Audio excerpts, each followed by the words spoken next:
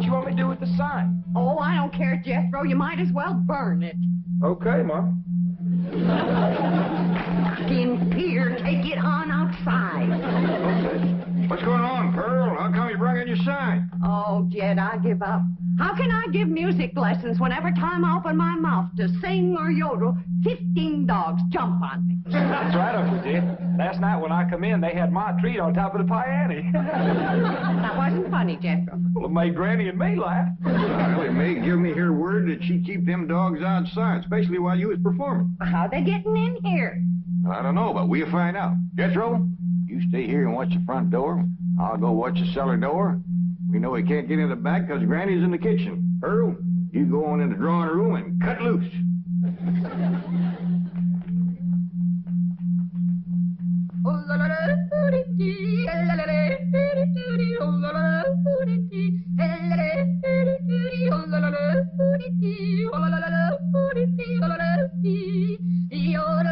Go get her, gang. Phone in it for everyone.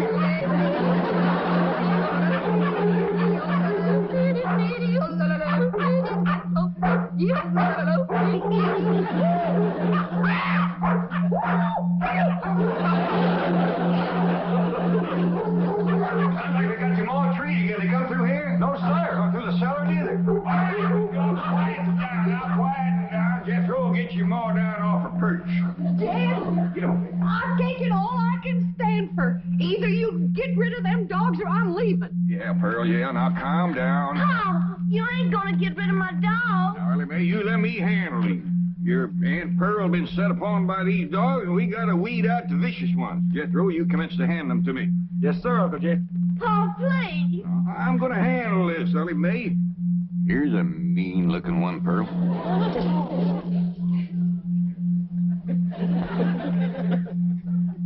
Well, I don't reckon he's one of the mean ones, Jed. You can keep that one, Ellie. Uh-oh, look what we got here. The ringleader. You ever see such a vicious-looking face? He ain't exactly a ringleader. He just kind of went along with the mob.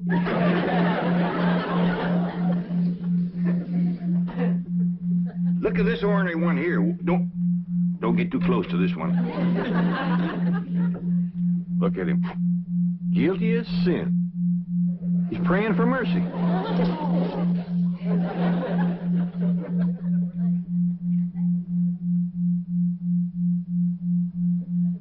I don't even remember seeing this one before. Give me the next killer. How about this mean-looking varmint here, Pearl? Oh, let them all stay. Just keep them out of the house whilst I'm singing and yodeling. Well, how'd they get in, Ma? Well, they seem to come from that direction over there. Oh, I wish I was in Dixie, hooray, hooray. In Dixieland, I'll take my stand to living.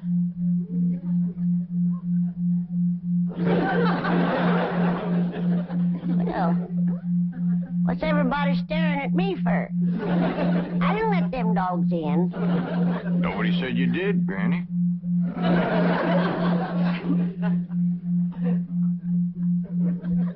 My own kin has turned against me, giving me the evil eye. You want to get shed of me because I'm old and ailing and all crippled up with the rheumatism and the lumbago. Worn out in the service of my kin. Well, you don't have to put up with old Granny anymore. I want to throw myself in the cement pond and drown. Then I won't be no more trouble to you. Don't nobody try and stop me.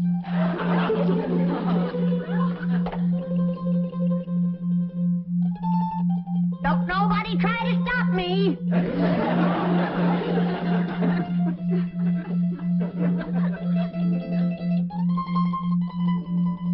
It's better this way. Then Pearl can have everything to herself.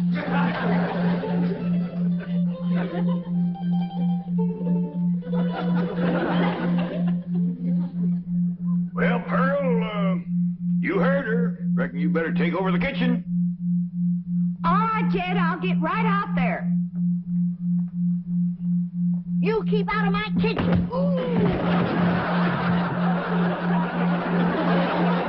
Granny, put me down.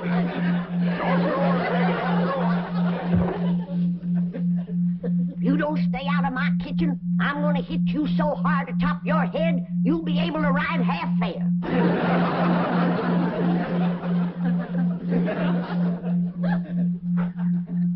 If that poor old wore-out, sick, crippled little woman ever gets her strength back, we better all look out.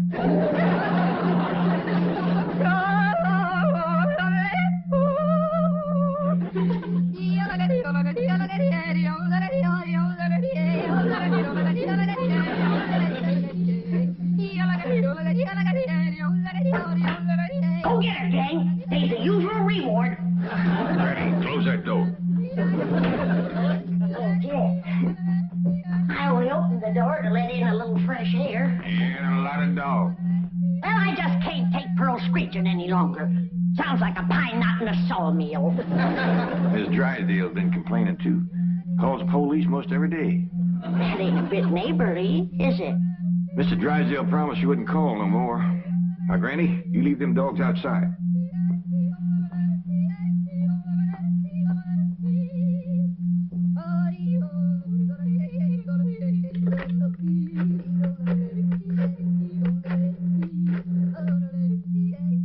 Give me the police.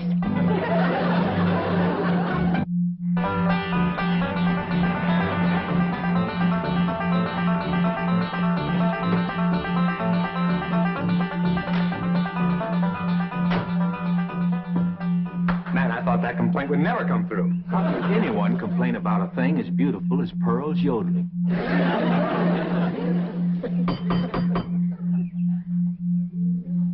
Besides, you're not well. Yes, you let him in. I just know it's that nice policeman who's crazy about my yodeling. I don't think so this morning, sir. Oh, sure it is. Comes by partner every morning about now. Him and that young policeman. Oh, it is you. Come in. Thank you, Mr. Clampett. Morning, sir. Morning. Well, look who's here. Officer Dean. You can just call me Eddie, ma'am. Well, effing you call me Pearl, Eddie. It'll be my pleasure, Pearl. I got a brand new yodel to show you. Wonderful.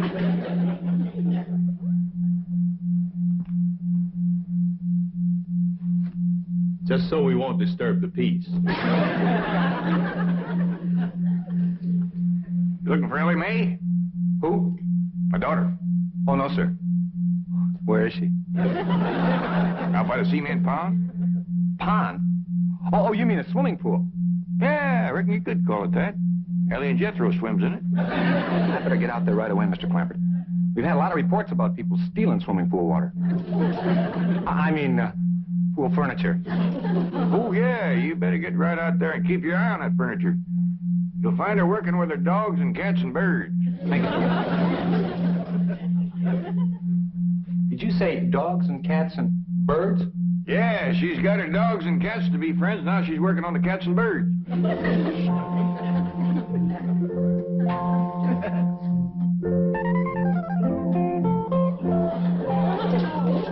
Everybody can be friends if they just try. And you two is friends now. Just remember, Rusty, folks don't eat their friends. You two have a good ride and go show Granny how y'all made up.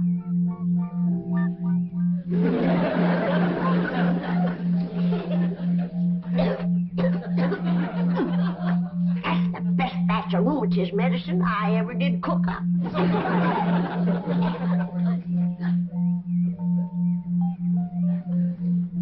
Yes, sirree. That's first rate.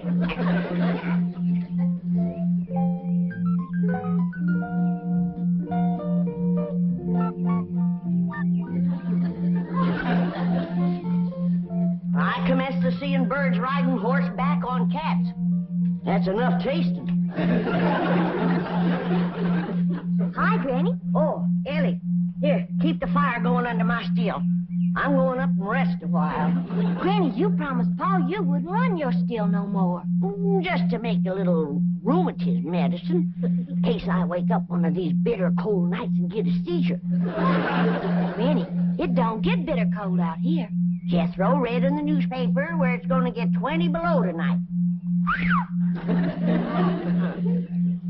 Of course, that's in Alaska. But if I wake up and think about it, I might get a seizure. Ellie Mae! Down here by the fire. Ellie Mae, what are you doing? Now, this is illegal. You can get arrested for this. I can't? Well, absolutely. Open fires aren't allowed in this area. Here, I'll help you put it out.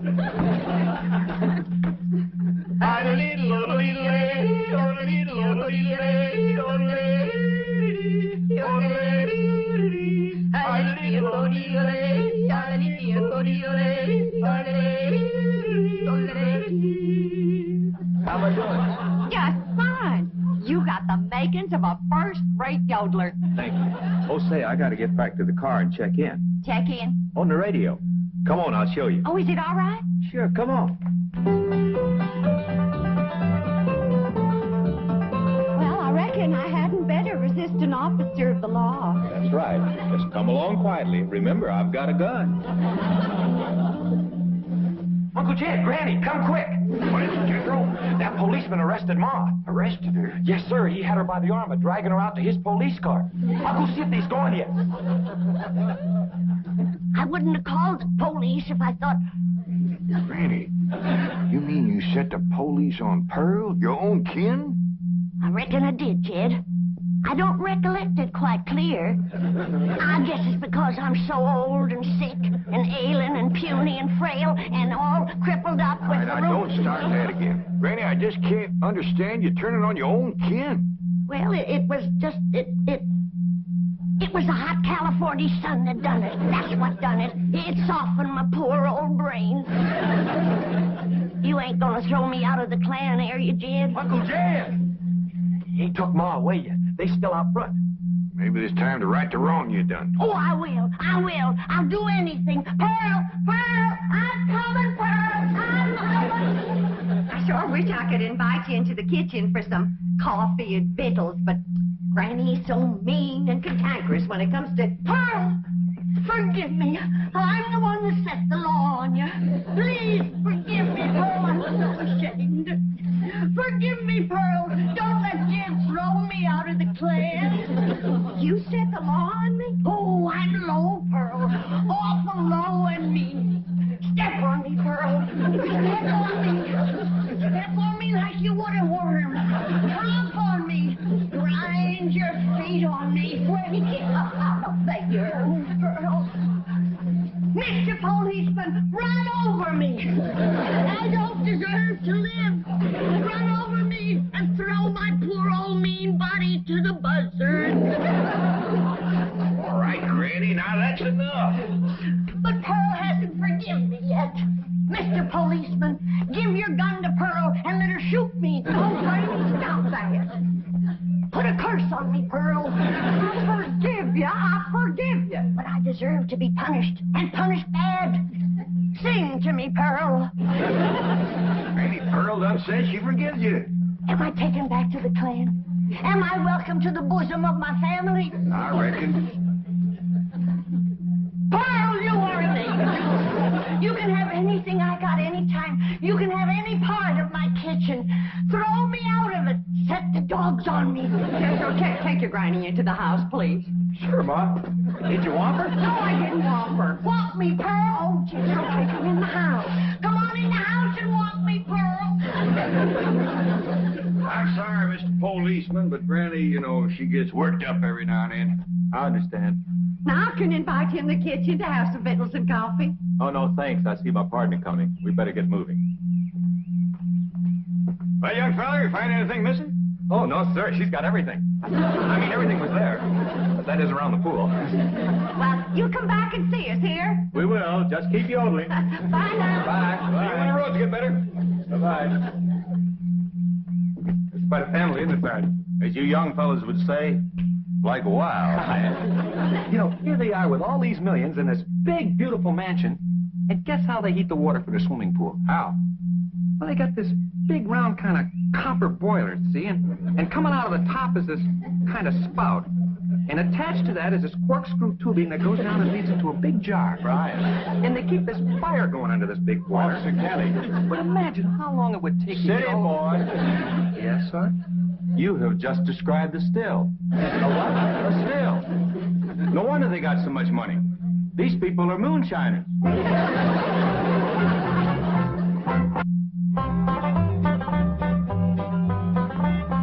Pearl, is this bowl big enough? Because if it ain't, you just say the word and I'll fetch another. Granny, you don't have to fetch and carry for me. It's my pleasure.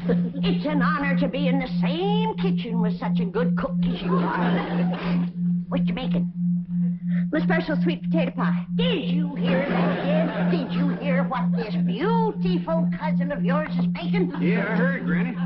Pearl, before I go on to my reward, would you give me the receipt for that pie? I want to make it for the angels up yonder. That is, if they'll take me in after the shameful thing I've done today. Like setting the law on my own kin. A devil got into me, Pearl. Granny, don't go to bawling. 'Twas no harm done. But kinfolks should stick together. That's the truth. Blood's thicker than water. Did you hear what he said? Did you hear what Jed said? That's the wisest thing I ever heard in all my life. Blood is thicker than water. Granny, I didn't make it up. But nobody ever said it like you said it, Jed. It makes me proud to belong to your clan. I do belong, don't I, Jed? Oh, bless you. Bless you both. I don't deserve such good kin. Pure pleasure to see you all getting along at last. Reckon it takes a storm to bring out the rainbow. Did you hear what I said? Pearl, don't strain yourself reaching for anything like that here. Stand on me. Oh, Granny, get off. You don't have to wait on me. But I've got to make up for what I've done to you, Pearl. Order me. Command me. Huh? All right, let me have a couple of pie tins. What else, Pearl? Hand me the flour. What else, Pearl? Well, Granny, maybe you could help me later. Right now, I just would kind of like to be in the kitchen by myself. I understand. I got some things outside I can tend to. It's just I want this potato pie to be special good for Eddie. Who? Officer Dean, good-looking policeman. Oh, I wouldn't get too thick with the law, Pearl. They can be awful nosy. Oh, Eddie and me's just yodeling acquaintances. So far.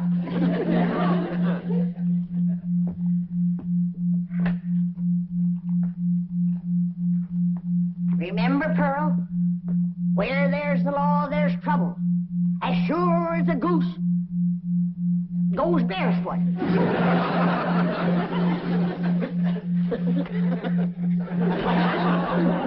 It's a still, all right. There's no question about it.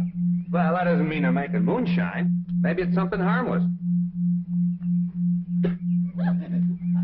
I'll show you how harmless it is. Come on.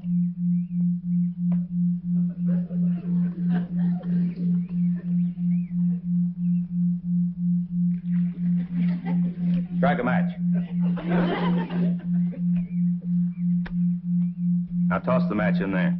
In the water? Toss it.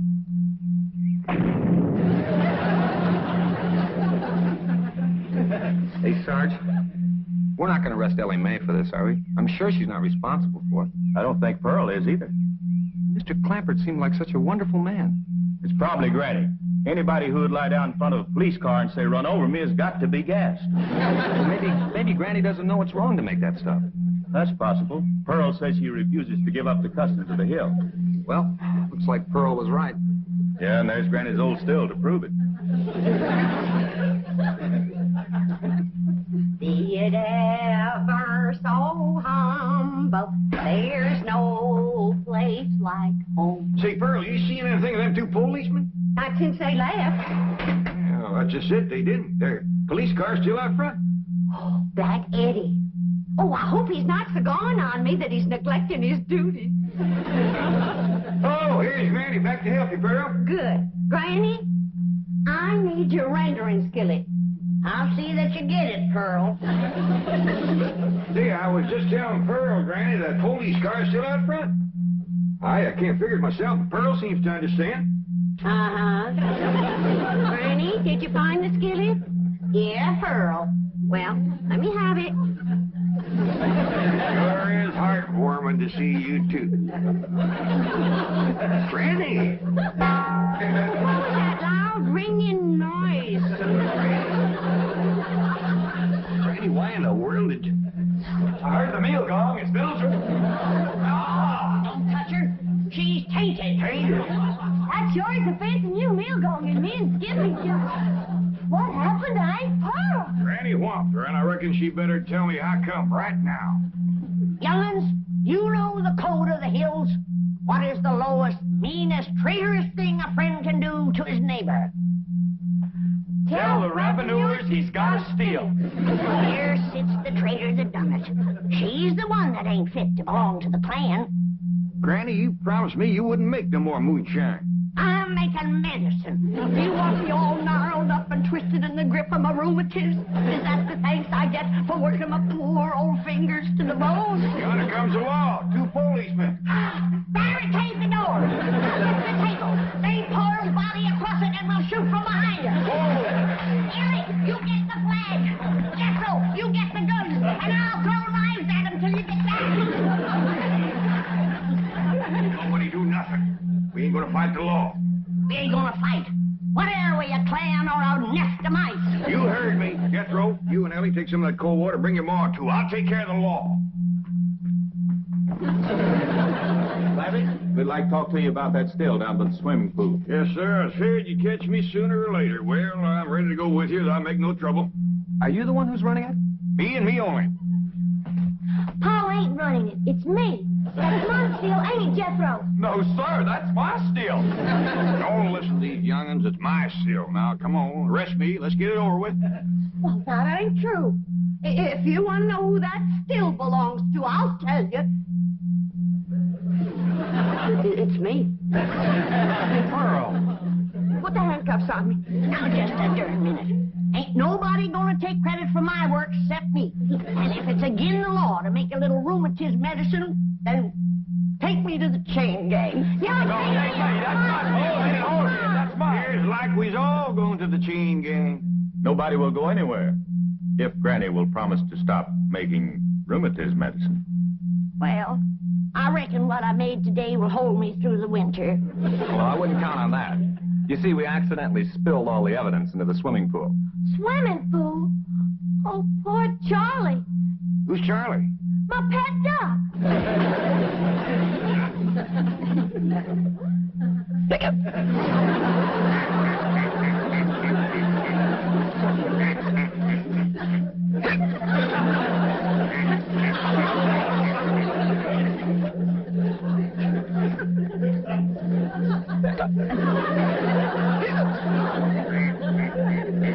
Let's get some coffee to go in, Granny. Looks like we got a drunk duck on our hands. For one thing, he ain't never gonna be bothered with rheumatiz.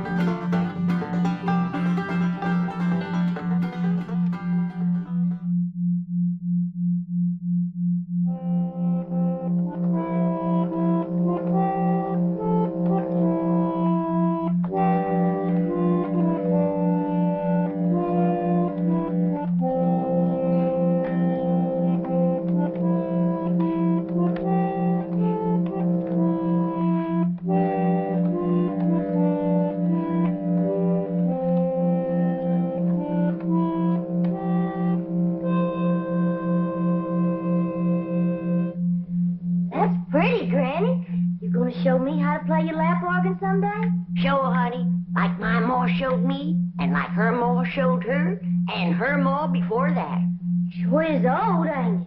Nigh on to 200 years. Granny, reckon you can whop up a mess of spring tonic for old Duke and me? We is feeling like the hindquarters of bad luck. I know what'll trick old Duke up. Give it to him, Granny? If he wants it. Of course he wants it, don't you, Duke? Look here, Duke. Look at this nice bone. Oh, he must be sick. Well, ain't exactly sick, Ellie Mae. We just both feeling ornery, dragged out, don't give two shucks for nothing. Granny, reckon you could brew up some of that tonic? Sure. I could brew up a pot of Choctaw root, some cherry bark bitters, some red clover blossoms and sassafras. But I ain't gonna do it. Why not? 'Cause that won't help what's ailing you and Duke. What do you reckon we got? Ellie Mae, you go on outside. I want to talk to your pa. Yes, sir, Granny.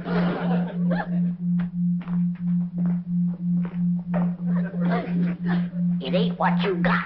It's what you ain't got that's ailing you. Well, what is it we ain't got? Now, I could tell you in 3 words. Female company. Female company.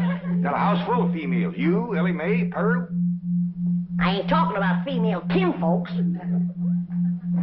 Granny, is you suggest that you want... You...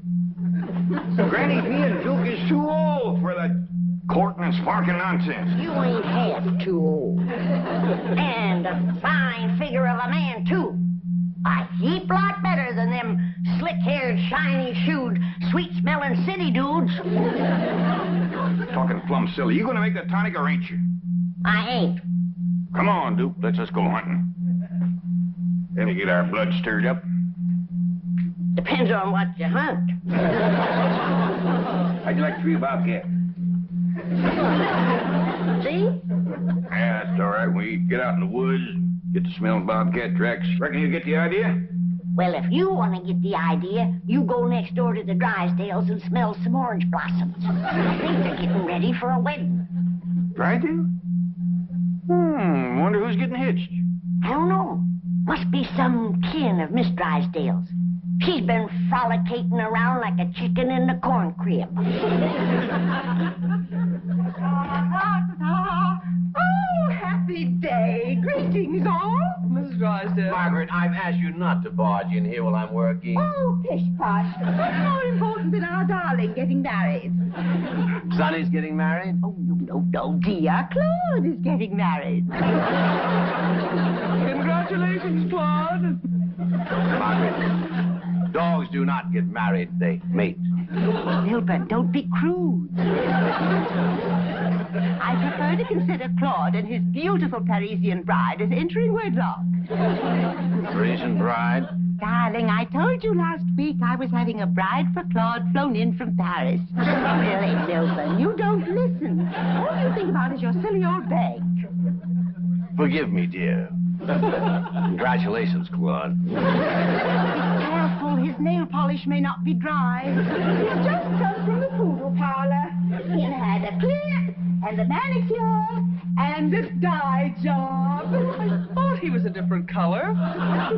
Becoming, isn't it? And so natural. Only his hairdresser knows for sure. Oh, Miss Hathaway, I'll need you today. Oh, what for? A bridesmaid? Oh, of course not, Milburn. I'll need her as an interpreter. You see, Mademoiselle Denise speaks almost no English. Very few poodles do. Really, Milburn, you just don't pay attention. Mademoiselle Denise is the owner of Claude's bride-to-be. She's flying her here personally for the nuptials. Well, let's all go home and meet the bride. Well, don't you want to be there? Oh, more than anything else in the world, dear, but I'd better stay here and work. After all, I have Claude's wedding to pay for, and soon there'll be other little mouths to feed. Oh, yes. Isn't that a thrilling thought? Milburn, people won't call me a grandmother, will they? Oh, of course not, dear, of course not. I'll call you a nut. Now, get outside, both of you. House ain't no place for cleaning guns. I got everything spick and span, and I'd like it to stay that way for a while. Well, now, listen, little Pearl, wait a minute. My hat's in there and my box of cartridges. Here's your hat. There's your cartridges.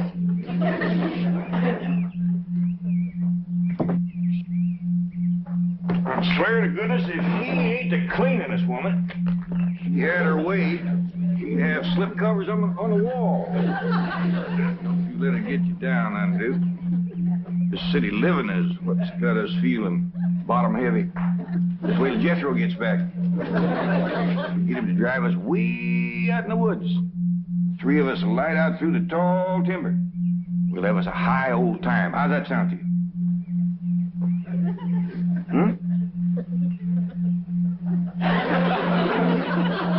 Jethro better get here pretty quick.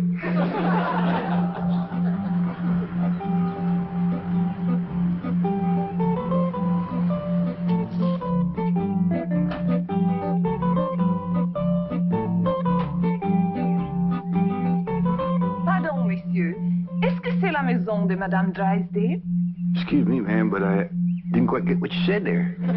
Is this the Drysdale home? Oh, no, ma'am. Drysdale Place is, next one over yonder. Yonder? Behind them tall trees there. Come this way and I'll show it to you. Now, sight twixt them first and second trees there, you catch a glimpse of the Drysdale house. See it? Ah, oui. Now, you come a mite further, you can see more of it.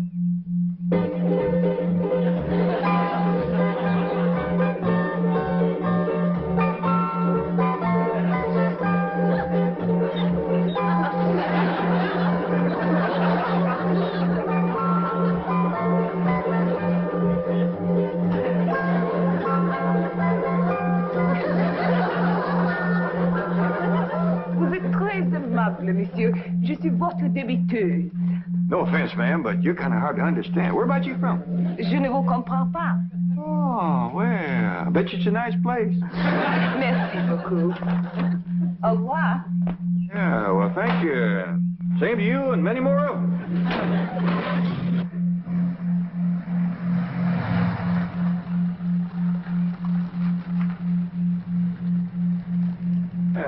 She's a mighty handsome-looking woman. Smelled pretty, too, didn't you, Duke?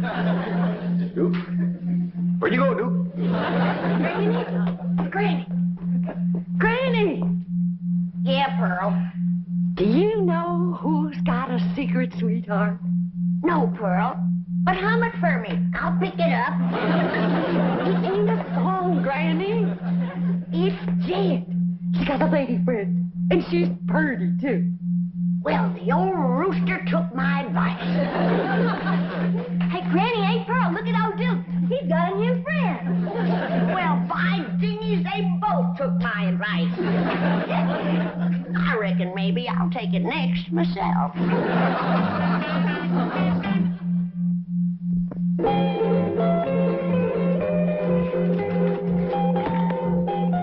Paul, have you seen Duke's new friend, Cotton Patch? Well, no, I ain't. Come on up here and let's take a look at you. Is she pretty? I named her Cotton Patch because her hair grows in clumps. I reckon it was clipped that way, Ellie Mae, but the feller that done it must have had the clippers in one hand and a jug in the other. He missed the biggest part of her.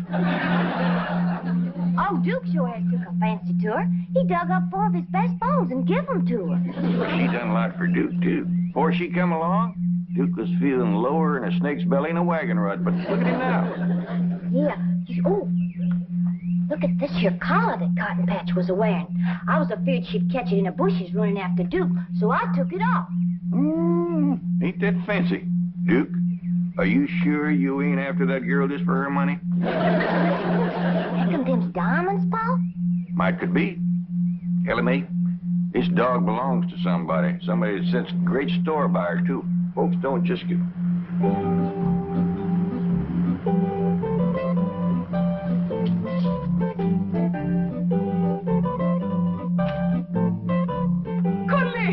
Colette, quel homme merveilleux. Vous avez trouvé mon chien.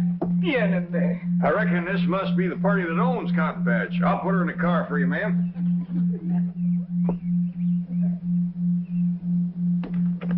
There you are, ma'am. Granny, I tell you, I seen it with my own eyes. Jed and this handsome-looking city woman walking along, arm in arm, just like they was a pair of lovers. Oh, that sly old Dickens. Where was they? Right out front there and in broad daylight. Come on, I'll show you. Right where they was.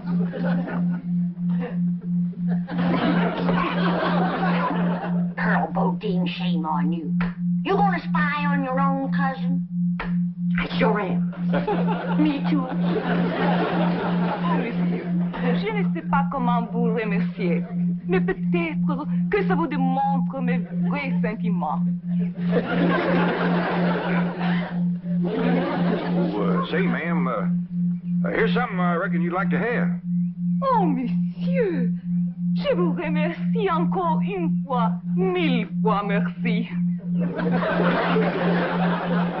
Merci, mon ami. See what he gave her? A diamond choker. Yeah, must have cost old Jed a fortune. Here we go.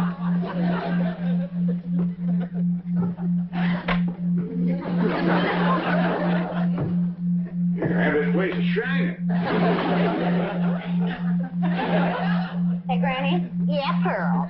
When you had a beau driving up in a fancy car and a hugging and a kissing you, wouldn't you want your kinfolk to meet that beau? I sure would, Pearl. Especially if I was giving that beau expensive presents. You mean like a diamond choker? That's what I mean.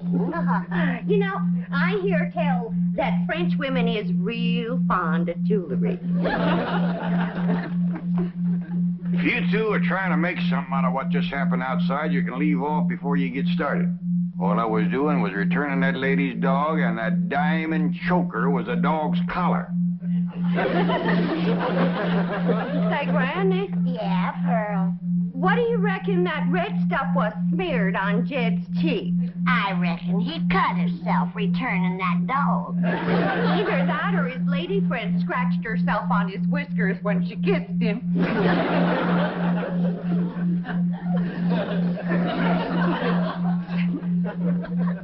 That must be real love, Pearl. If you can kiss a man with a crop of stubble on his face like that. You better believe it, Granny.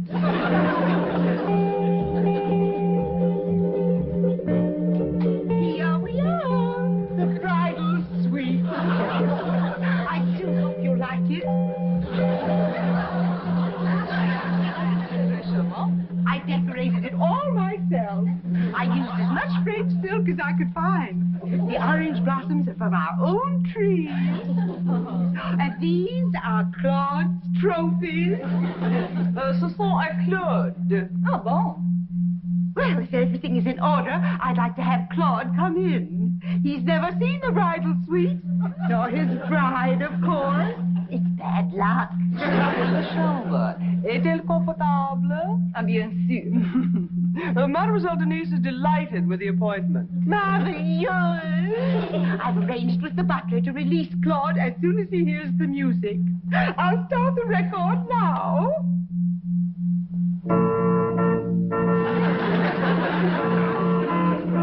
This is such a beautiful moment. I just know I'm going to cry.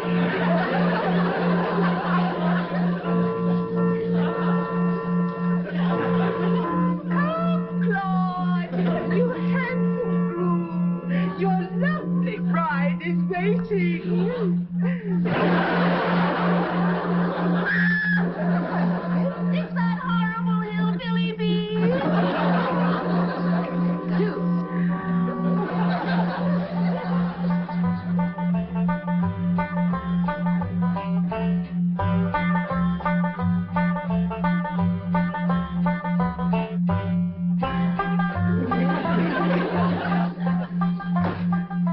Jed, came home quick as I could. We going out now? You go, Jethro. I don't feel much like hunting. But that's why you said you wanted to go.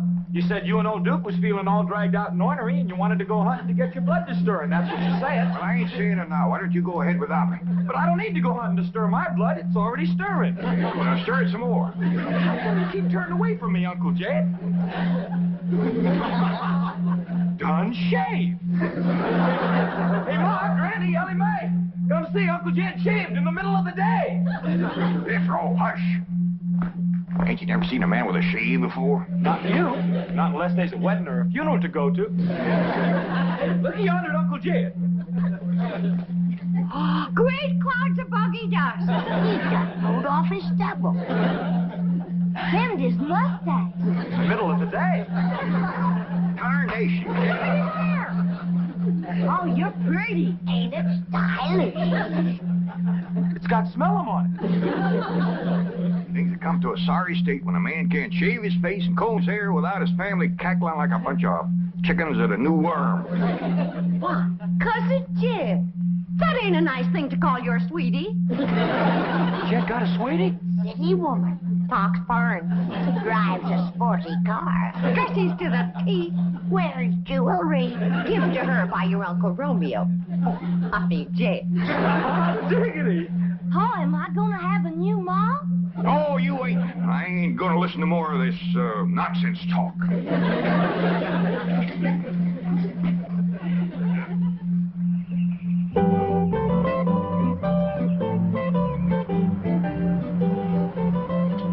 Howdy, ladies. Mademoiselle Denise, Monsieur Clampett. Nous nous connaissons. Oh, you two have met. Yes, ma'am. Mais Monsieur Clampet a changé. She says you look different. Oh, shucks, just 'cause I mowed off my whiskers and combed my hair. Very becoming. Oh, will you keep Duke here? He's upsetting the wedding ceremony at the Drysdales. It ain't her that's getting married, is it?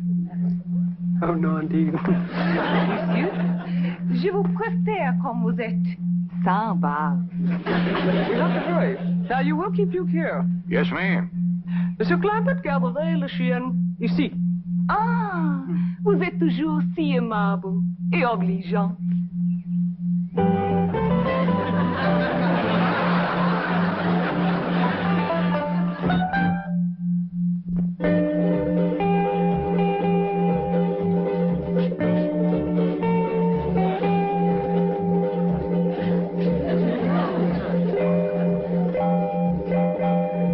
Mademoiselle Denise is calming the bride's nerves. They'll be right in.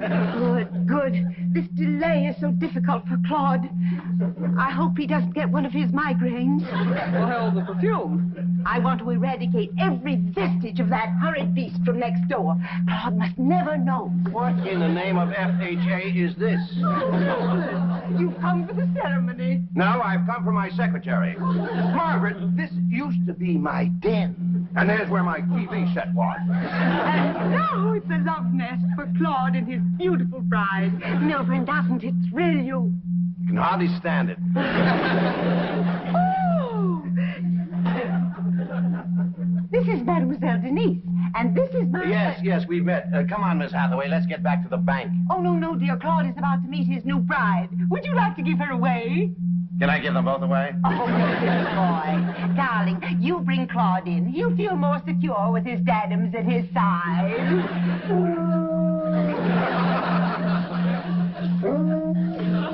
Qu'est-ce que c'est que ça? Oh, the dog next... Le chien de nos voisins, Duke.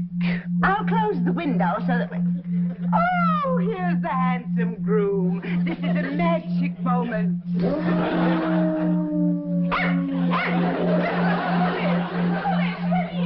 Oh, what a cruel blow. Quick, Milburn, call the psychiatrist. Yours or his?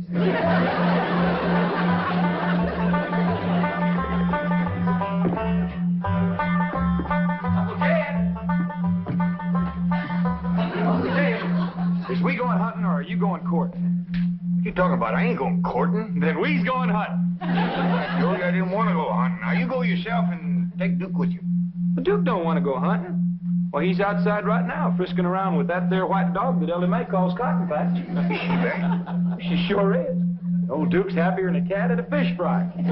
Running and jumping and just playing around and... What are you holding under the table, Uncle Jay? None of your business. Now get out. Why, you're polishing your shoes. Hey, Ron, Granny, Ellie Mae, Uncle Jed's polishing his shoes and it ain't even Sunday. Jethro, you do make more racket than a jackass in a tin bar. Well, this is the nosiest family a man was ever burdened with. Well, look at them shoes, all fresh oiled. Fasten new laces, too. And them's his best socks. And it ain't even Sunday. Son, every day's Sunday when you're in love. Now that takes a rag off in the bush. I ain't in love, and I just oiled my shoes because they was squeaking. They've been squeaking for 15 years, as I remember. You ain't never oiled them. Young'un, you go and get outside. Granny and me's got some grown-up things to say. I ain't gonna listen to no more Now, fools. Jed, you hadn't ought to fight against romance. You're still young and good-looking. And you're rich, too. Yeah. And with that, you don't need young and good-looking. That reminds me. I dug something out of the mothballs for you.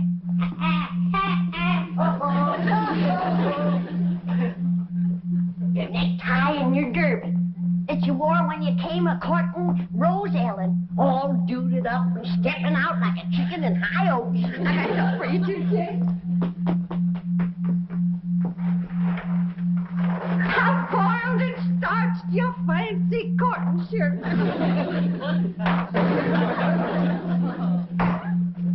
I'm gonna put this stuff back where it belongs, and I don't want to hear no more words about romance. Where you going? I'm going out and dig myself a root cellar and crawl in and lock it so I can get a little peace and quiet. What you say, Mrs. Drysdale? I said Claude's honor has been besmirched, and I demand satisfaction. Poor Claude is in a state of shock. Now I demand that Claude's bride be returned immediately. Yes, ma'am. Ellie will bring her right over. Phew. Eddie, you better get that poodle over there fast. I sure will. Hold on, Ellie babe.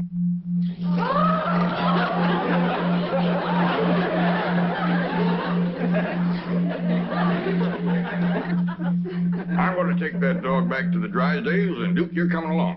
What? It seems to me that critters ought to have the same right as people to pick their own company. So we're going over there, and Cotton Patch, you can make up your mind who you want to court. Just like I made up mine.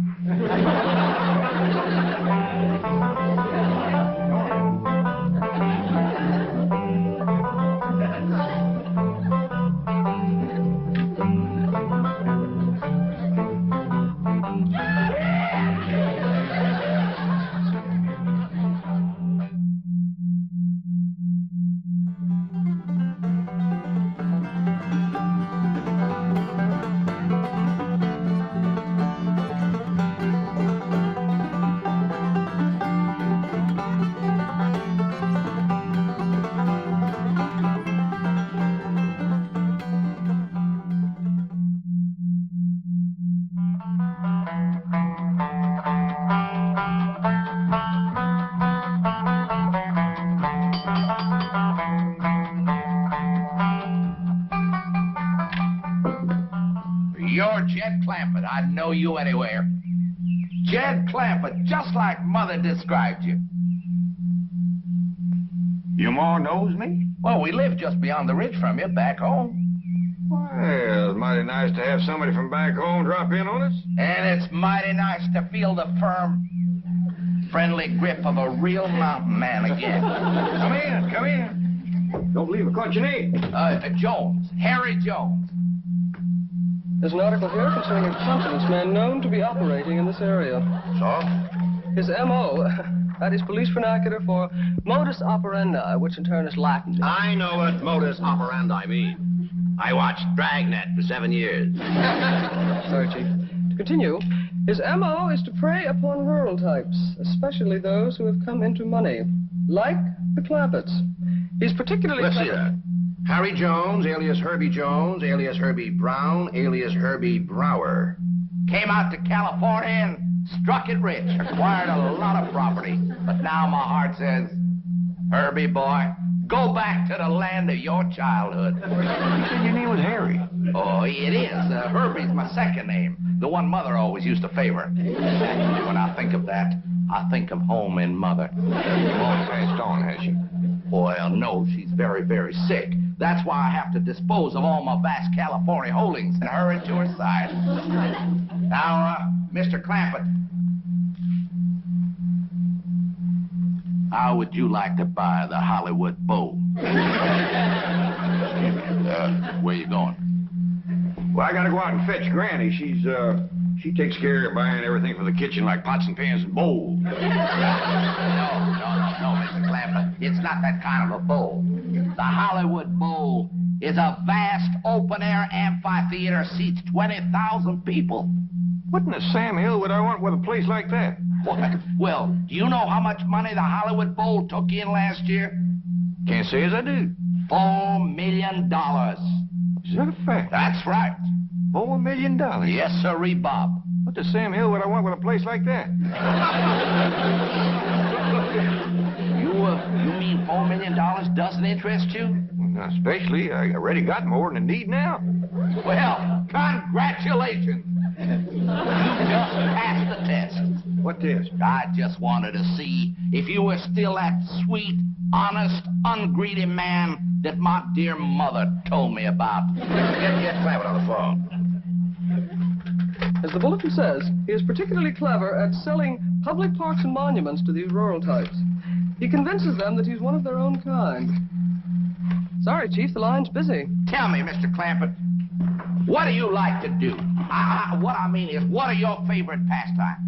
Well, I reckon hunting, fishing, whittling. Well, then the Hollywood Bowl is exactly what you need.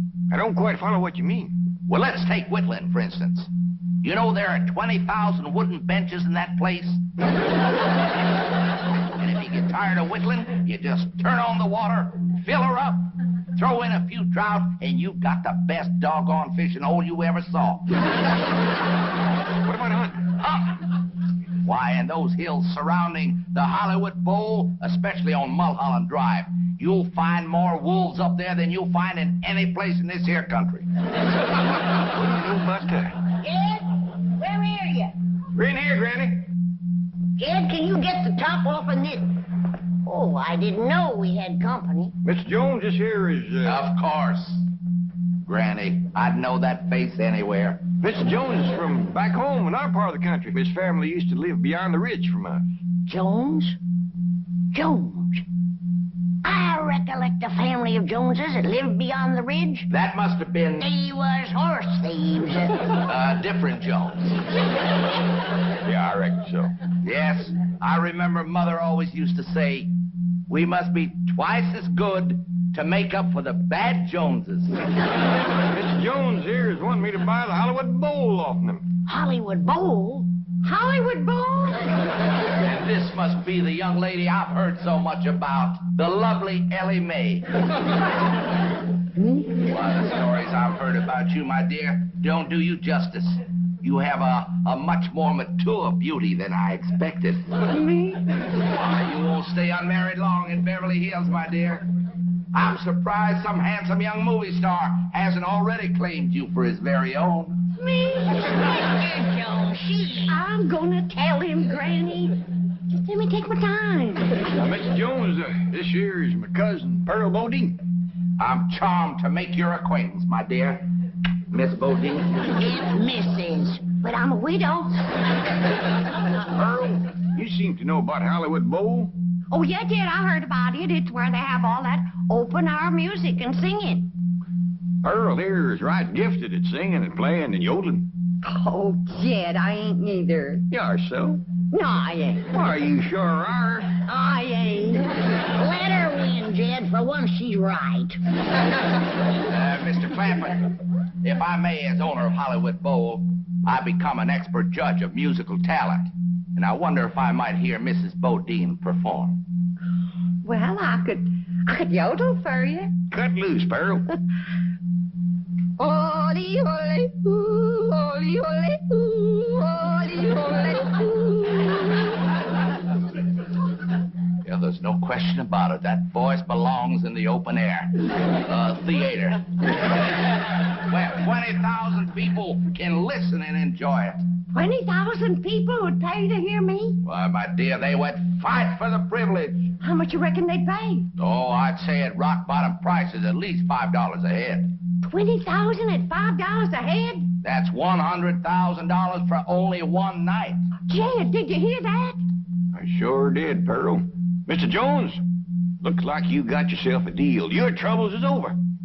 You mean it? Yes, sir. With a moneymaker like Pearl singing and yodeling for you, you won't have to sell your Hollywood Bowl. I won't.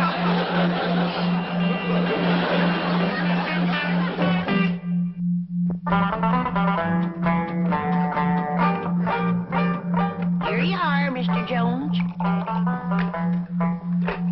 Thank you, my dear. Hello? This is...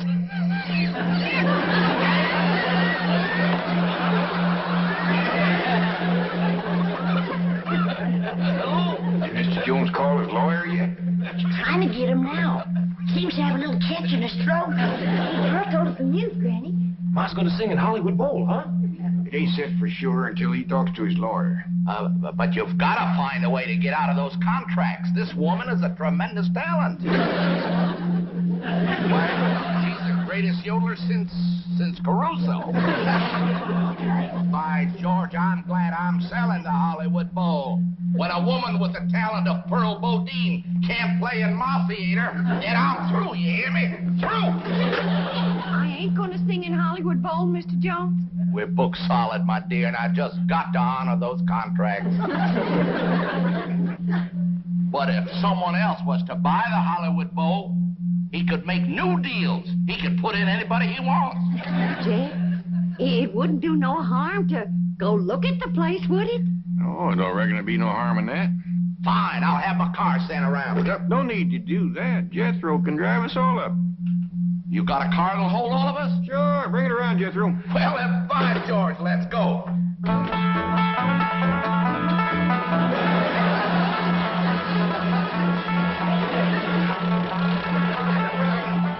Mr. Clampett, there aren't too many millionaires who drive around in cars like this. Well, actually, my cousin Pearl deserves the credit. This is her. Shucks, this old thing. I've been after my cousin Jed to get himself a fancy, shiny new limousine. Yeah, boy, I sure would like to drive around one of them rascals. Well, once your ma is performing in your uncle's Hollywood Bowl, she'll be able to buy you a new car every week. Hot diggity dog! Mr. Jones says when I commence to singing and a yodeling there, why, 20,000 people will be pushing and crawling at the gate. Yeah, trying to get out. What'd she say? Oh, she said Hey, that. Mr. Jones, what's that up there? Well, that's the entrance to Hollywood Bowl. Just kind of make a left there, boy. Well, let's see. Right is the side where I carry my buckeyes. So left is... Turn it, boy, turn it.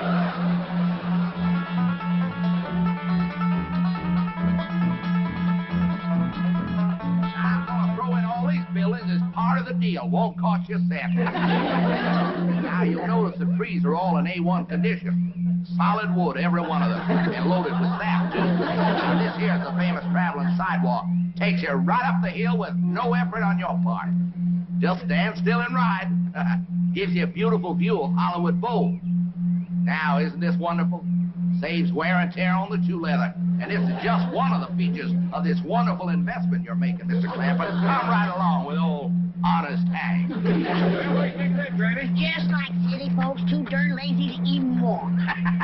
Say, incidentally, if you folks buy this here bowl, I'm going to throw in that traveling sidewalk absolutely free of charge. Ain't he a nice man? Well, Mr. Jones, you sure have took nice care of this place. Well, thank you, Mr. Clampett. Something my mother taught me. Never sell anything that isn't perfect, son. Especially if you sell it to a friend. Where's all them seats you was talking about? Oh, there's over here. But I think the best way to see them is from the stage. Why don't you all just follow me? Well,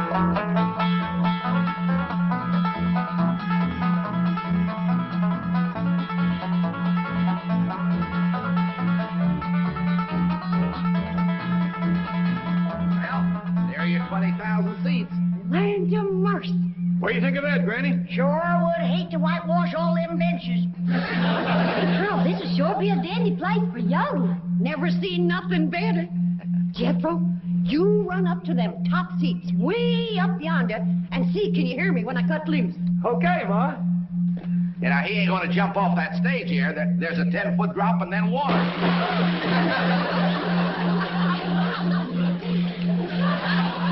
Mr. Pete, Jethro. Hey, Ma, when you sing and yodel here, be careful about stepping off this here ledge. There's an awful deep puddle down there. Jethro, I think you watch where you're going. Is he gonna be all right? Yeah, that won't hurt Jethro none. His clothes will tighten up a little, but he'll dry out in no time. Well, Mr. Clampus, how do you like our boat? Right nice, Mr. Jones. There, by the way, I think it's time we dropped all these formalities. From here on in, why don't we just make it Jed and Henry?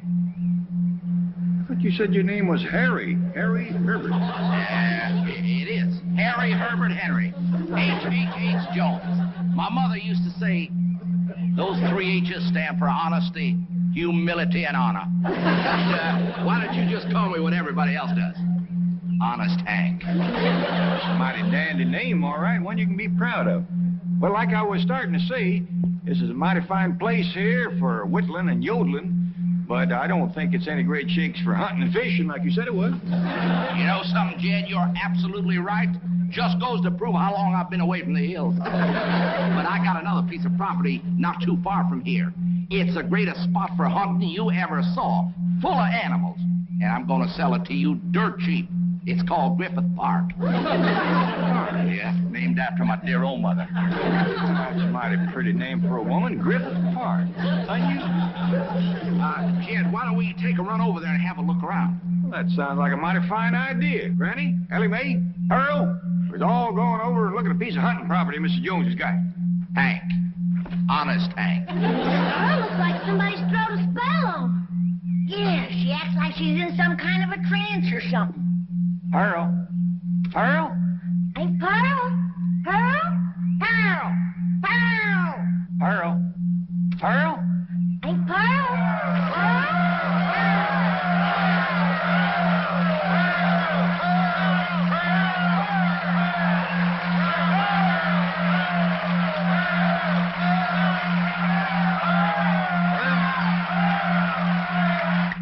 Huh?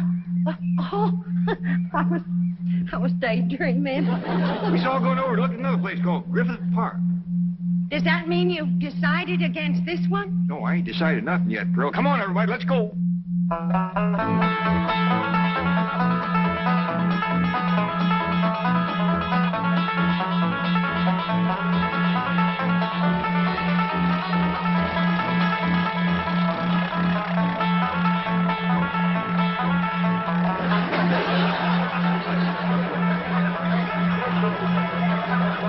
Watch out, Jethro. There's a lot of cars on this road. Hey, it's more automobiles than I've ever seen in all my born days. Going so fast. Sure is good they's going the same way. Yes, ma'am. Because if one of them rascals decides to turn around and head back, there's going to be an awful mess. No need to worry about that, boy. The cars going the other way are using that road over there. Where's all these folks going in such a hurry? Well, the ones using this road are going to Los Angeles, and the ones on that other road are coming back. If they just slow down a mite, the ones coming back could shout over to the ones going what they've seen, and then maybe some of them wouldn't have to go. Yeah, that's a good thought, Jed. Say, Ellie Mae. Your daddy tells me you like animals. Sure do, Mr. Jones. I ain't never met one yet I couldn't make friends with. She's got a way with critters that is plumb amazing. I like that. I like that a lot. You know, I'll tell you folks what I'm going to do. Ellie Mae, if your papa buys Griffith Park, I'm going to throw in at no extra cost, mind you, my entire collection of fabulous animals from all over the world. I call it the Griffith Park Zoo. Hear that, Paul? Mighty big-hearted of Mr. Jones. Honest Hank.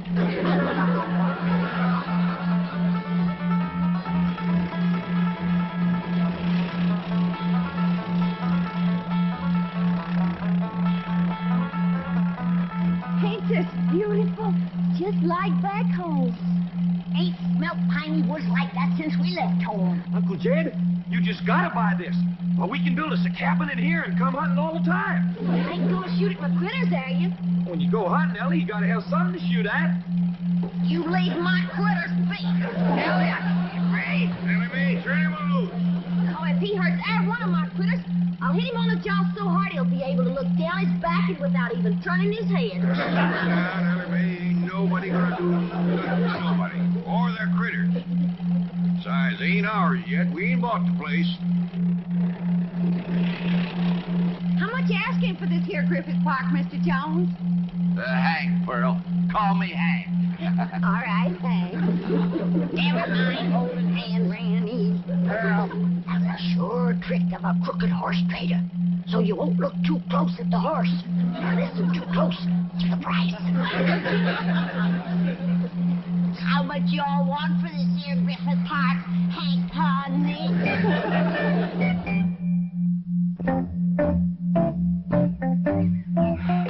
Not a sign of anybody inside the house.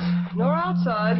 Oh, well, we're probably worried about nothing. You know, the odds are 1,000 to 1 against this confidence man singling out the Clampetts, and even greater against them falling for it. You know, Chief, according to the circular, one of his favorite schemes is selling Hollywood Bowl. Isn't that a wild one? Can you imagine anyone ignorant enough to actually... Hollywood Bowl? Hurry. Yes.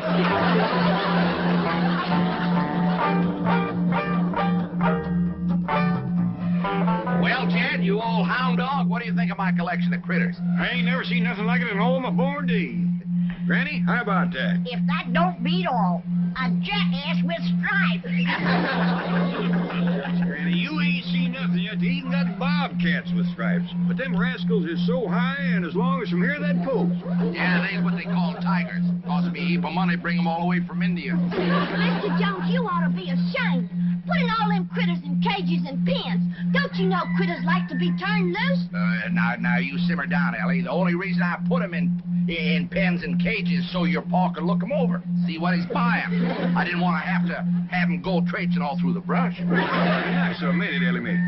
Well, I reckon. But turn them loose quick as you can. Yeah, I will, Ellie. That's a wonderful girl you got there. As a matter of fact, you got a wonderful family. My kind of people, his mother would say. Anybody seen Jethro? Jethro? It's awful hard to keep track of him amongst all these animals. I didn't mean that the way it sounded. Of course, Jethro's a good-looking boy. Well, why shouldn't he be? His mother's so beautiful. Well, I'll be doggone. Ain't they funny-looking little fellers? Yeah, I don't blame you for staring. I told Ma I looked funny in a necktie. That wild daughter of yours has jumped in with them bars. I seen her. She's in there with them big varmints coming on quick. Sure have been a hankering to meet up with you fellas. Pa says when his pa was a boy, there's lots of you fellas in the hills back home. But by the time I come along, you'd all gone away. Sure do like you. You're so nice and soft and furry. You're friendly, too. If my pa buys this here Griffith Park, I'll take you home with me. There's a heap more room there to roam around than you got here. There's some nice big trees for you and me to climb.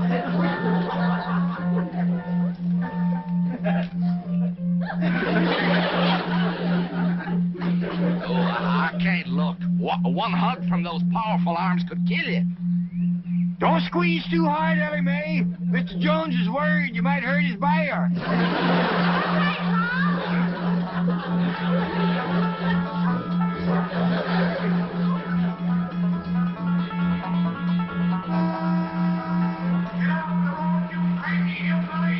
That pilot jumped off the freeway.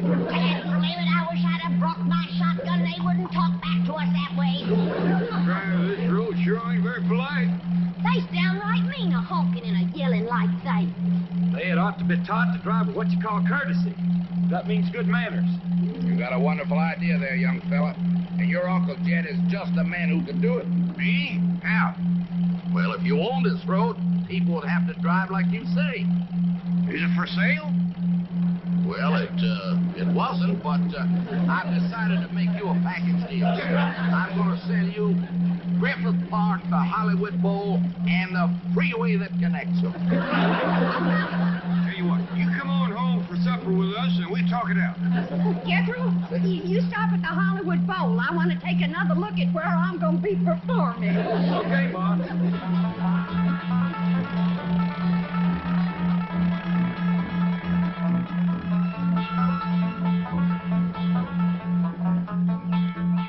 Jed, you and Mr. Jones go on inside and talk out your business. Jethro and Ellie Mae and me will be back directly. Where are you going, Granny? I'll tell you later. Jethro, drive around the back. We got a few things to pick up.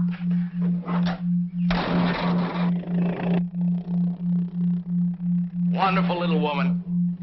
Reminds me for all the world of my sweet little, gentle, gray-haired old mother. You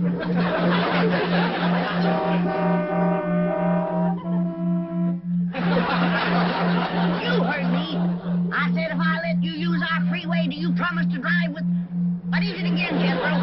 Courtesy. Yes. That means being polite to other folks driving and not speeding or honking or yelling at them. We're cutting in and out of lanes. Over at school, they told us that causes accidents. Well, speak up. Do you promise? Yes, ma'am. No, all right. Get back in your car and pass through. Next.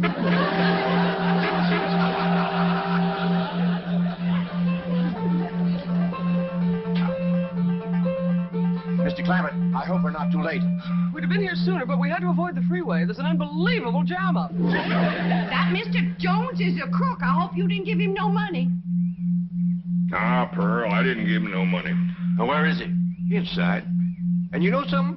He ain't no mountain man. He can't hold his liquor worth shucks. Mr. Clampett, how would you like to buy a city in San Francisco? See what I mean? And he didn't have no more than half a jug.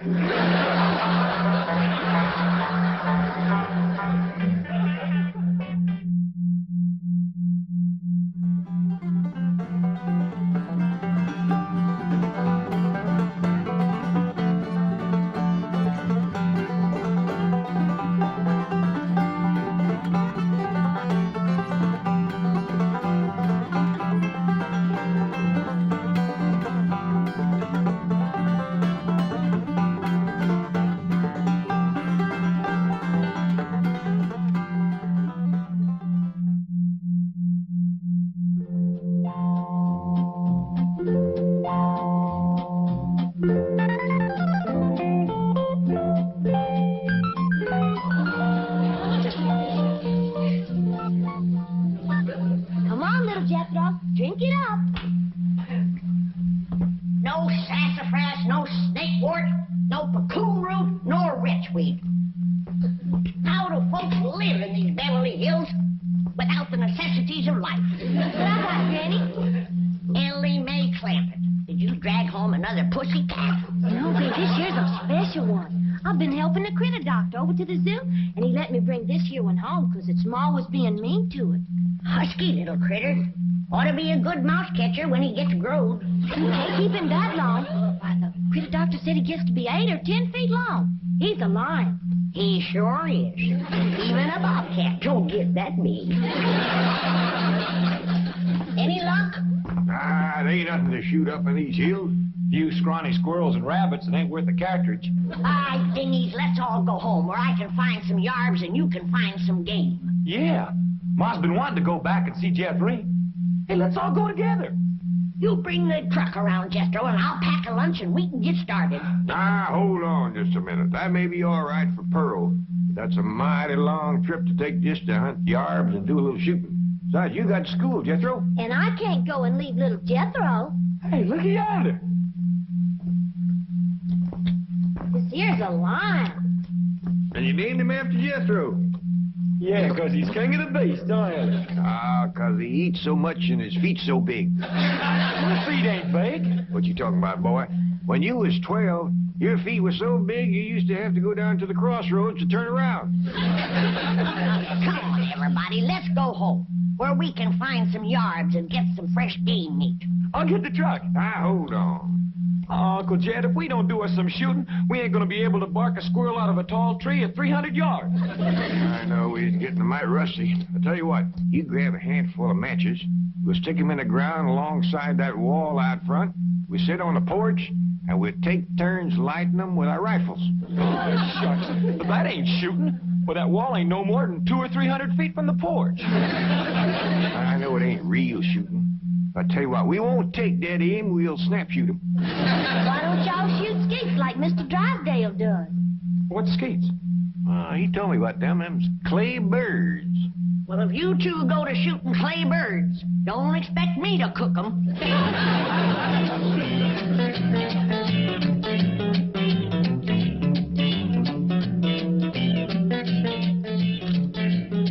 Any statement about tomorrow's match, gentlemen? Yes. Now, Gentlemen, if you please, I should like to read Mr. Drysdale's prepared statement. Win or lose, may the spirit of fair play and good sportsmanship, which so symbolizes the Commerce Bank, the friendly bank of Beverly Hills, prevail in this great competition. Oh, baloney. I'll give you a statement.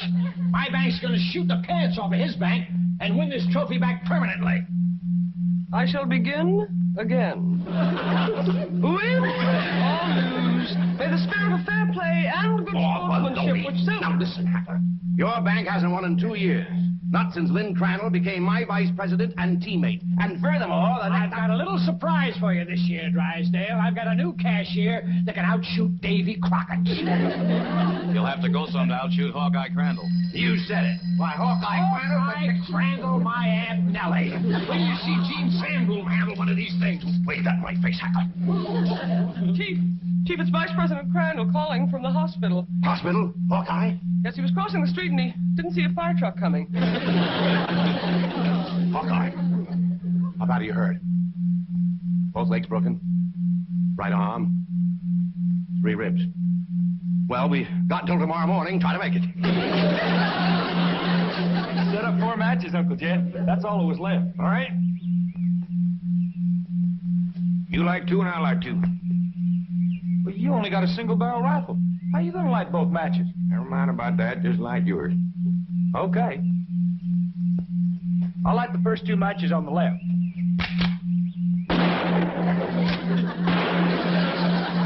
I done it. I lit both of them. Now, to light my 2, 1 cartridge, I gotta get a little angle.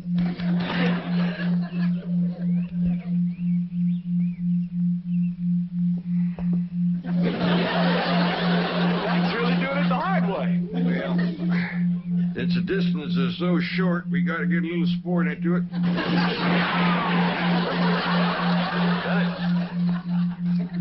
Yes, sir. And the bullet bounced off the wall and got them both.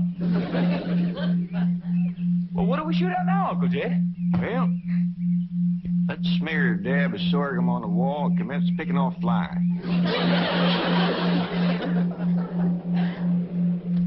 What else can happen to me today? The skeet championship out the window, and now those crazy clampets are shooting at passing cars. Surely your wife's exaggerating, Chief. The clampets wouldn't do anything that foolhardy. No? Well, just in case they would. Isn't that their driveway up ahead? Yes.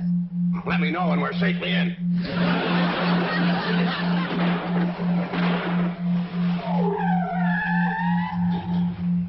Howdy there, Miss Hathaway. Drysdale, nice to see you. Mr. Clampett, what are you shooting at? Flies? Flies? With a rifle? Yep. Up against the front wall there, just to the right of the gate. You mean to tell me you shoot flies sitting on that wall out there? No, that wouldn't be sport. We get him on the wing. Impossible. Oh, no, it ain't, Mr. Drysdale. Oh, we just smear a little sorghum on the wall and get them when they buzz in for a landing. The trick is not to get a bee. If you shoot a bee, you miss your turn. When they come in fast out of the sun, it's hard to tell them apart. I can't even see the sorghum.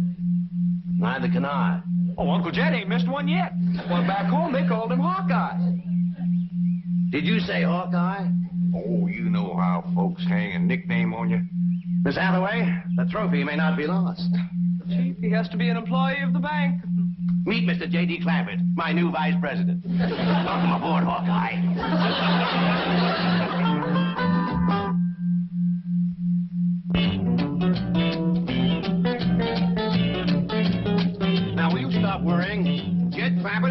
president in name only. He won't come near the bank. How can you be sure? Because I told Jethro to take him out to the skeet club. I'll meet him there, and we'll practice for the rest of the afternoon. And the skeet match is tomorrow morning, and this beauty will be mine, mine, mine. Chief, haven't you heard the expression, it's not that you win or lose, but how you played the game? Oh, yes, I've heard it. And I consider it one of the most ridiculous statements ever made. Suppose Hacker hears about your new teammate and comes around to meet him? Say, that is a good thought. All right, have a nameplate made, put it on Crandall's desk. J.D. Clampett, Vice President. Then alert everyone to say he's out for the balance of the day. Mr. Drysdale, I have always been a loyal secretary, but there are some things my conscience will not permit me to do. And break in a new secretary. That is one of them. Come on, Jethro. It's time I was getting down to the bank. Jed, what is all this nonsense about you working for Mr. Drysdale? You don't know nothing about banking. Well, that's what I said, Granny. You know what he said? What? He said, Mr. Clampett, you are the kind of man I need for vice president because you are a straight shooter. Yeah? I reckon there's always need of a good, honest man. Especially in the banking business. Come on, Jethro. Uncle Jed, Mr. Drysdale said I was to take you out to the skeet shooting range. He said you don't have to come to the bank today. Yeah, I know, Jethro. I reckon he's just trying to be nice. Because with his other vice president in the hospital, I don't see what help I could be to him shooting skeet. Oh, shucks. I was counting on shooting some of them clay birds. Well, go right ahead, Jethro, and take him off if you'd like to go. Pearl don't care nothing about shooting. But I sure would like to get my old double barrel unlimbered. It's getting rusty, and so am I. Well, fine, Granny. And Ellie Mae can go, too, if she wants. Just drop me off at the bank on the way. Yes, sir. High time I was getting to my duties as vice president.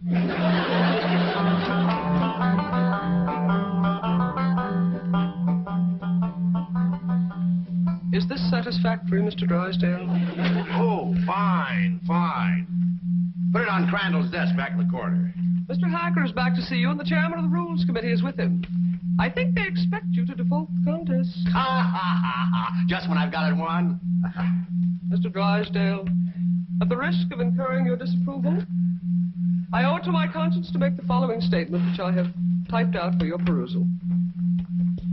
Honesty and integrity are the very cornerstones of the great institution of banking, and they are strengthened by the mortar of fair and democratic competition. This trophy is symbolic of that competition. It represents a glittering ideal, and I say to you, better defeat with honor than victory at the cost of a tarnished ideal. Here, here, Mr. Drysdale. You are a credit to the entire banking profession. That is one of the most inspired statements that I have ever heard. And Hacker here thought that you'd default or ask for postponement merely because you'd lost your teammate. Hacker, read those words over and over. By George, they mean something. Yeah, they mean he's found a crack shot. Listen, may I have a copy of this? Certainly, Mr. Pendleton. Mr. Hacker, it may interest you to know that the employee I have chosen to be my teammate has never in his entire life shot one single solitary clay bird. Bravo, bravo! What sportsmanship! What courage! What spirit! What's his name?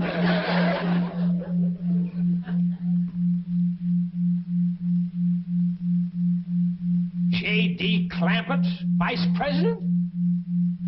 What does the vice president do, Paul? Yeah, I just ain't exactly sure, Ellie Mae. That's the reason I want to talk to Mr. Drysdale. Or he might be out at the skeet place waiting for you. Well, we'll see. Yeah, you sure it's all right for us to go on out there without you, Jed? Yeah, Mr. Drysdale says as long as I work at the bank, you can all use the skeet club. Club? I thought you busted them things up with a gun. Oh, you do, Granny. That's just what they call a skeet shooting place. Pull up in front of the bank, Jethro, and wait for me. I'll go and see if Mr. Drysdale's there. I'd like to meet this Vice President. Well, he hasn't gotten to his desk yet. New man, just getting settled in. But you've picked him to shoot with you, huh?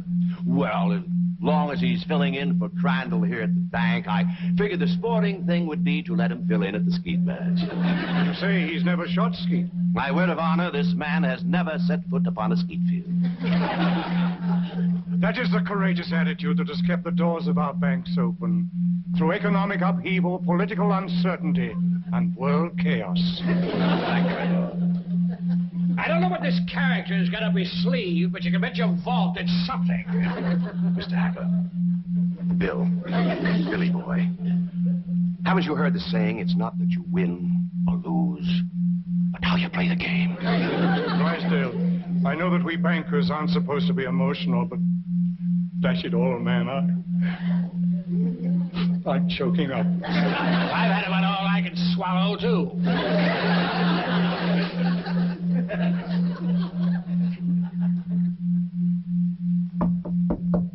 Come in. Oh, excuse me, Mr. Drysdale. I was just wondering if... Come in, come in. Well, I don't want to butt in. Oh, it's perfectly all right. These gentlemen were just leaving. Business or pleasure, gentlemen. Sit down and make yourself comfortable. See you in the morning, gentlemen.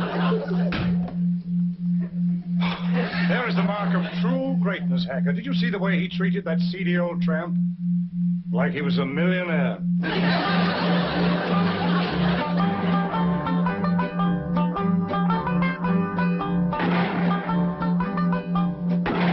This is Crandall's skeet jacket. I don't know whether it'll fit you or not. That's a mite snug, but I reckon it'll do. You'd think bankers could afford new coats instead of covering them old ones with patches. These are the targets we shoot at. Ain't them dandy little dishes. Just right for saucer and coffee. Why in tarnation do you want to shoot at a saucer like this? If you ain't careful, you'll bust them. We're about to the cup. No, there aren't any cups. See? You done busted them, didn't you? No, Granny, we don't use cups, just these saucers. I mean these targets. The object of the game is to hit them as they fly through the air. I reckon I'd like to try that. Give me a gun, Jethro. I'll handle the release switch, Chief.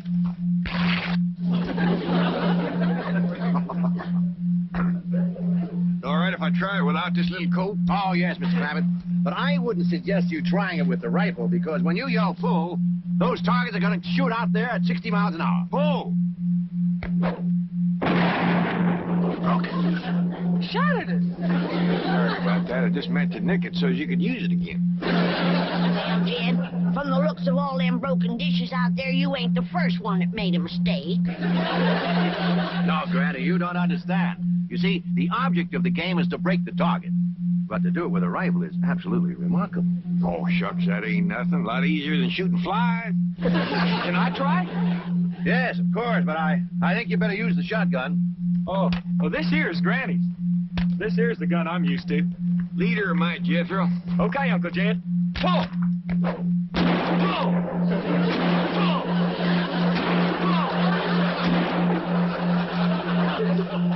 Fantastic feat.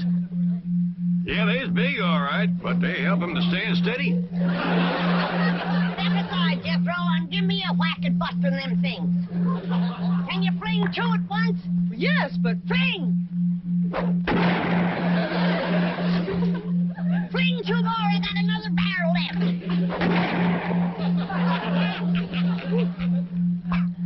I have never seen such marksmanship. Why, with any one of you as my teammate, I can win tomorrow. I'll shoot with you, Mr. Drysdale. I'll shoot with you, Mr. Drysdale. Well, thank you, but you see, my teammate has to be someone who works at the bank.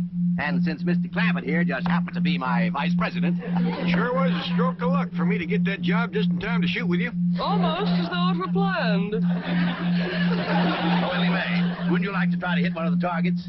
Sure would. Ah, which gun would you like to use? Don't want no gun. Billy Mae don't much cotton to fire on. Don't tell me she's going to try to hit something. Ho!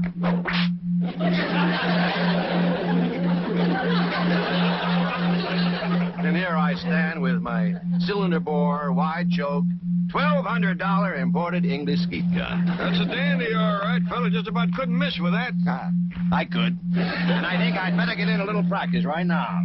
Well, we'll be pushing along then. Oh, do you mind if I have my cousin Pearl to let this out a mite? I can shoot a lot better if it don't bind me so tight. Be my guest, Mr. Clampett. Well, I'll pick you up about 9 in the morning. Fine and dandy. Bye. Thank you. Bye. Bye.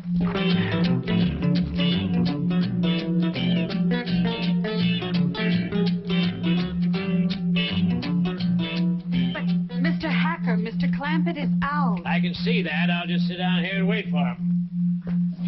Sooner or later, even vice presidents have to show up for work. I've been thinking. With Mr. Drysdale and Miss Jean both gone, maybe they need me over to the bank. Should have dropped you off there? Yeah, I reckon you better. Yeah, Pearl knows how much to let this out for me. Yeah, I figure if I'm going to be any help to Mr. Drysdale, I better get at it.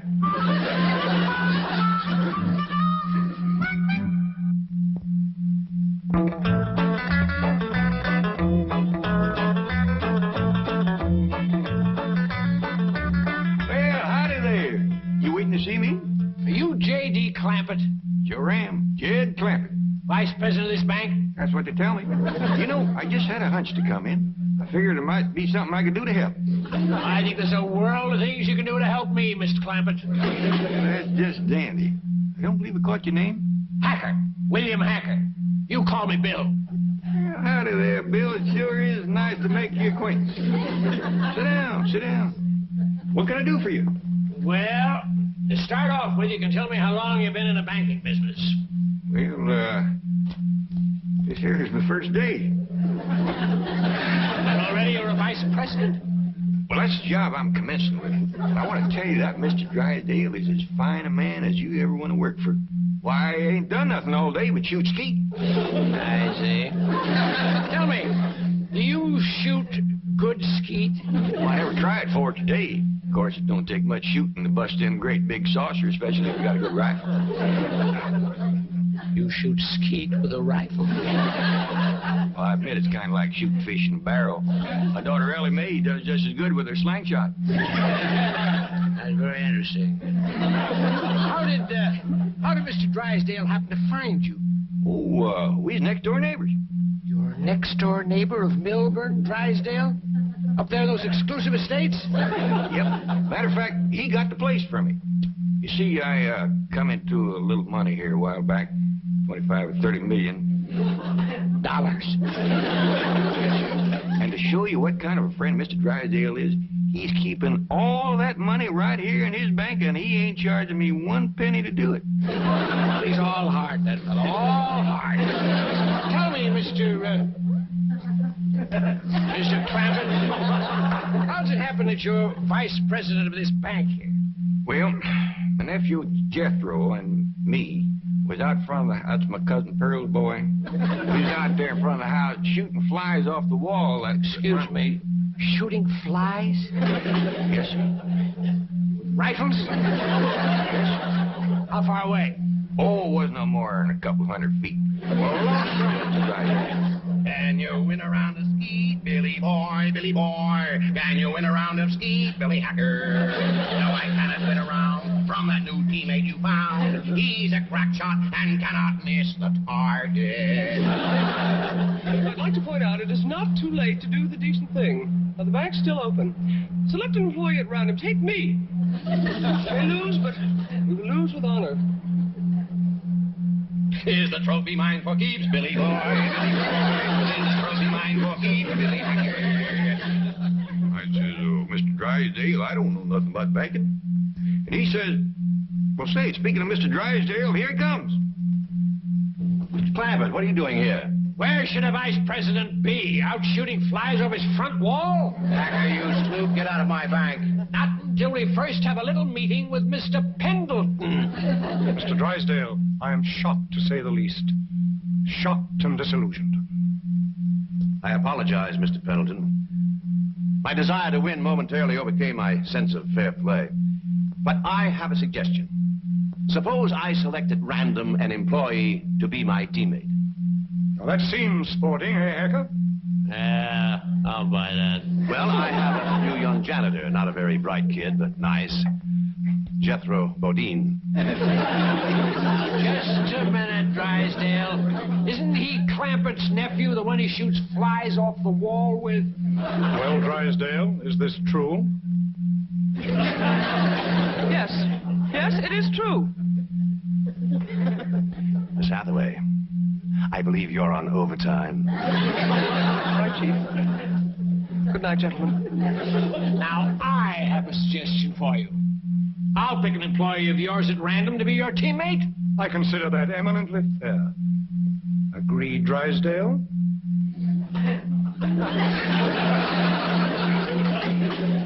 You mean to say that Pearl let this out and now he ain't a-gonna shoot? I'm afraid Mr. Clampett is no longer employed here, ma'am. I declare, look at the dust on that desk. Jed Clampett was taught to leave things clean. Fetch me a broom. But, ma'am... Fetch me a broom. Yes, ma'am.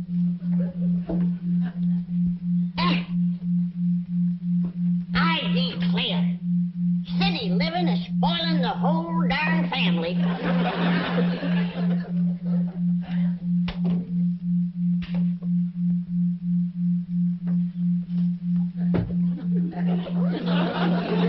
I choose you. Let's see how Mr. Drysdale does with a scrub woman.